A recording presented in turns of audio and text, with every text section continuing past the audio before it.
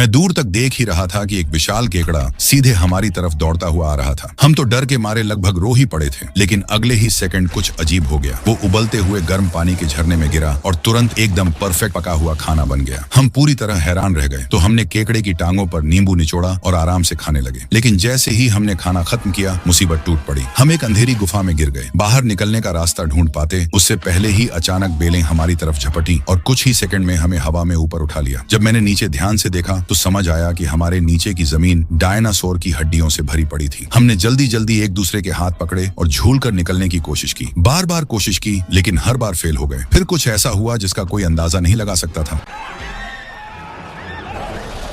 T-rex की नजर बहुत कमजोर थी। उसने सामने की शाखा को ही काट कर चबा डाला। हमने मौका देखा और जंगल की तरफ भाग निकले, लेकिन टी-रेक्स हमारे पीछे ही पड़ा रहा और एकदम क्रिटिकल मोमेंट पर हम एक संकरे लकड़ी के पुल पर चढ़ गए। टी-रेक्स ने अपने भारी पैर से पुल को टेस्ट किया और समझ गया कि वो उस पर खड़ा नहीं रह सकता, तो उसने हमें जाने देने का फैसला किया। मैंने उसे चिढ़ाते हुए कहा कि उसका दिमाग अखरोट जितना भी नहीं है। ये सुनकर टी-रेक्स आग बबूला हो गया और जैसे ही हम ध्यान भटके वो हम पर झपट पड़ा।